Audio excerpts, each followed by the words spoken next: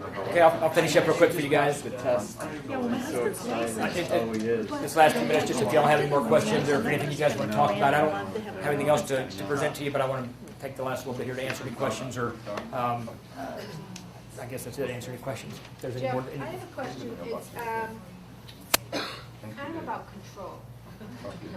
We all have that bad habit of needing to be in control, and it's I understand having to let go of it, but how did you deal with it when you wanted to make sure you knew what was going on at all times, so that that client that you valued so much that called you your A-plus client, how did you? Is it just education to the seller of now I have a team, this is how I work You my got to business educate now? you got to educate your client. But honestly, that's how most of these forms and systems came up. Because if it's on paper and people have to check it off, it's going to happen versus just they know they're supposed to do it. So when it's just I'm like saying personally though, how did you? Yeah. How would you, okay. just that by having the systems in place where I can see that they've actually made the call. I can see that they've done things. I can look at a contract sometimes, and you can tell that they haven't taken care of the details on their contract or through the negotiation sheet. But just by having the systems in place to know that they're doing what they're supposed to do makes me comfortable knowing that it's okay. But on the seller side or the buyer side, you have to educate them up front. And we talked about it just a few minutes ago. We're not doctors, but when you go to the doctor, he's not sitting at the front desk because the receptionist is saying sign here, and then he doesn't go back there and he takes your temperature. If he did that, he's not going to be a very good doctor. You probably wouldn't want to go to him.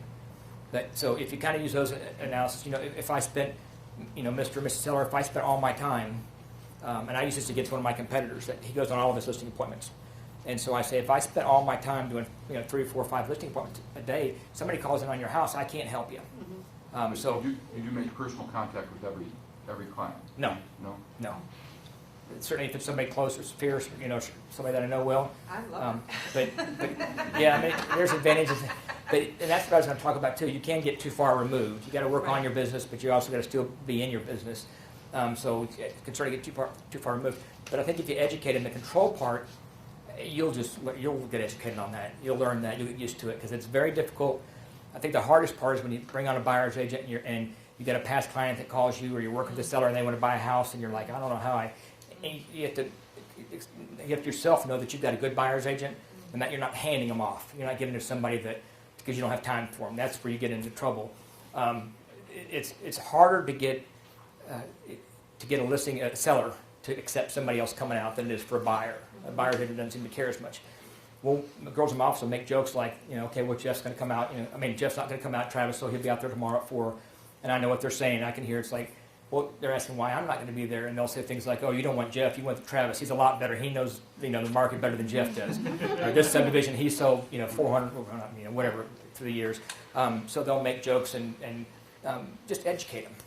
And I tell them, or Travis will tell them, part of our presentation, our listing presentation, used to have a page in it. It was called "Where's Jeff?" And it talked about I could be on listing appointments all day long getting the next deal, but I can't take care of your listing. So my job is to manage the business, the listings.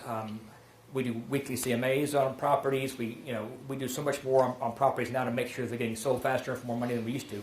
Because I was reacting, I was busy, I was doing other stuff. Now I got this big board and I look at it. Okay, that was been on the market too long. What do we got to do? I'm able to be proactive instead of reactive.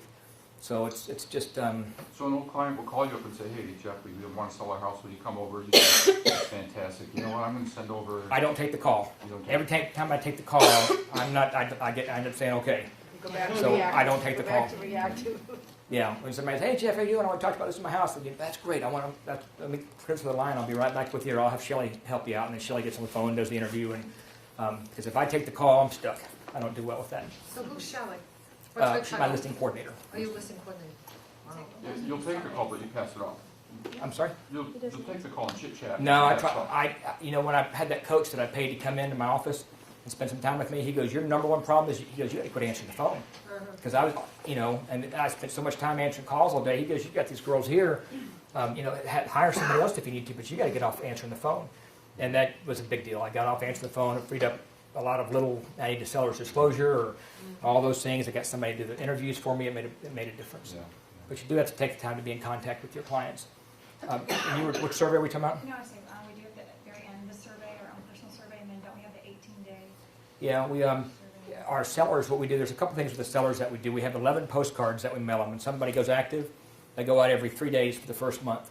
So it's a lot of quick touches. They're just little bitty postcards, and they're kind of cartoony looking, but one of them will say, don't forget your home may be shown today, so make sure the kids pick up their bedrooms. The next one might be like, the showing company might be calling you, blah, blah, blah, it's little reminders and things. But so they go out every 3 days, and we first list them for the first month, so they got a lot of communication.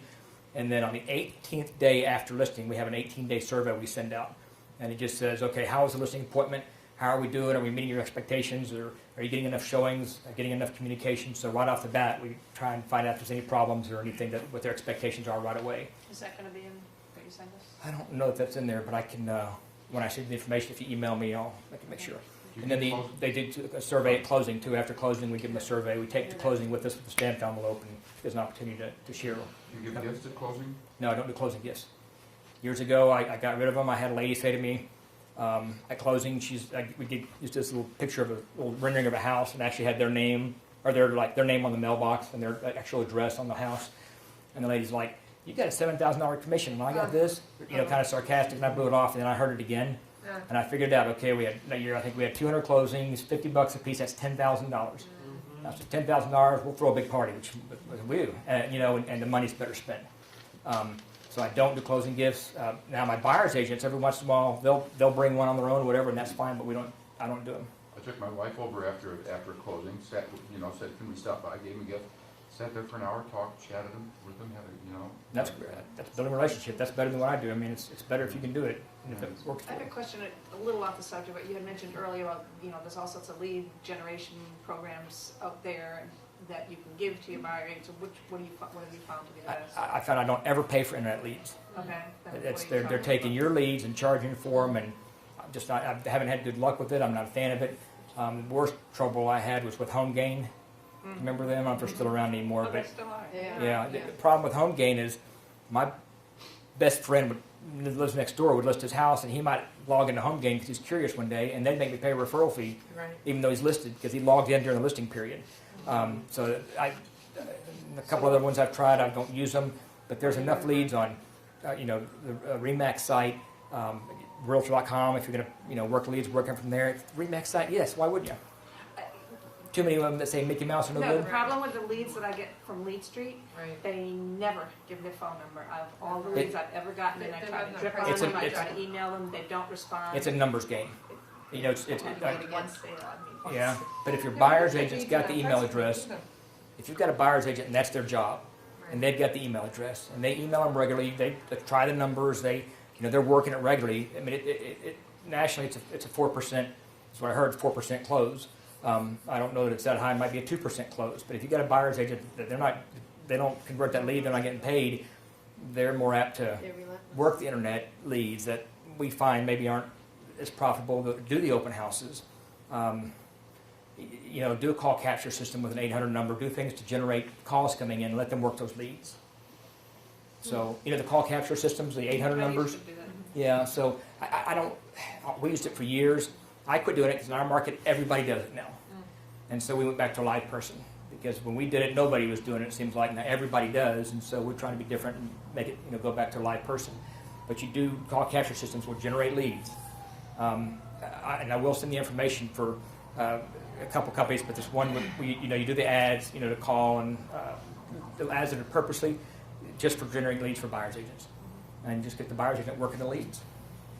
You suggest, obviously you're on a high of how many listings that you had in sales per year. So when somebody like us is starting out at one associate at a time, I mean, how do you know when you should be adding all these different, you don't want to go out and get a buyer's, a seller's, and an administrator all at the same time. Nope, So you got to be a lion. You got to go out and get the business. And when you go out and get the business, you're going to get too busy and you're going to have to bring somebody on. Right, but I that's believe- taking those people one at a time. Yeah, I believe, yeah, absolutely one at a time. But I believe you get an admin because they can take away stuff that just costs them, too much time to do little stuff, and then a buyer's agent because a buyer's agent will bring in income. Some people will hire 2 or 3 admins first, but I think you bring on an admin, then you bring on a buyer's agent, and that income they can build it. Then you can add another admin. I actually think you kind of alternate an agent every other time or so as you grow your team because if they're doing it right, they're going to be bringing in more business and kind of fits together like that. Yes, sir. For the people that you pay hourly, do you give like some kind of incentive at the end of the year, like if you hit a certain amount, everyone gets a small bonus? Actually, we do it monthly, and so we have a little monthly. It's a small amount of profit pool, and then there's I use internally in my office. They don't all know it, but I have a point system, and if somebody's done really well, I have 5 points I give up, which is basically 5% of profits. And so one person might get 2 points, and somebody else might get 1. The next month it could be opposite, but whoever's really done well, I'll kind of bump their percentage for that period and bonus them off of that. And some months there's not any. Sometimes it's. That's not included for the agents, that's just for the office people. What I did a few years ago when I had a buyer's agent had been with me for a long time, and one of the ladies asked me about this earlier, and I made her a buyer partner. And we actually came up with a program, the buyer partner, kind of like a CPA or a law firm or something would do. You had to be there for at least a year. You had to have an ABR and another designation. You had to go to a buyer training university. We have these certain requirements, and after you're there for a year, then you can become a partner, and that's when you share in that pool, because the percentage can't change of what you're paying them. If they're doing a good job and you're paying them 50%, they're doing better, then so you're going to give them 60. Well, you just took a pay cut. And what agents don't understand is if you're paying a buyer's agent 70%, but you've only got a 60%, you're making 50% on every deal, and you're paying somebody 70. The numbers don't work. And I have agents say, yeah, but they're doing business, they're doing the deal, but it's not costing me anything. It is, because you're giving them leads that you might have sold or you could convert. So it is costing you money. So you don't want to pay somebody a bigger percentage of the deal than what you're getting. That's why you have a 45 and you keep 50. 45 period. They don't have, nobody gets, it's 45 no matter where the lead comes from, no matter what, it's 45 period. Makes sense. And then I do other things like profit sharing with them. But usually what happens is there's other opportunities. One lady became a listing agent for a while, and then she became kind of an office, she was an office team leader, manager kind of for many years. And so the team grows, and you end up with other opportunities.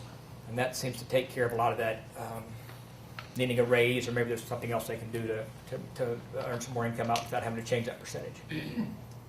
The percentage is the hardest part, because if you're not doing a ton of business, it's going to take 70% to get a buyer's agent to make it worth it, but you can't give 70 because you don't make 70. You think you do, agents do, but they really don't. Right. So you've got to do enough business to be able to pay them a low enough amount to keep them busy and keep you profitable. And that's kind of the hard part. You can use some sliding scales, like the first deal you get X amount, the second deal in a month your percentage changes and all that. I tried some of that and it just got too confusing. Your buyer, my buyer, all that, it's just boom, keep it clean, otherwise it seems to create problems. So you just got to get enough business. But if you get a good buyer's agent, it's somebody that can really work the leads, they'll generate the business.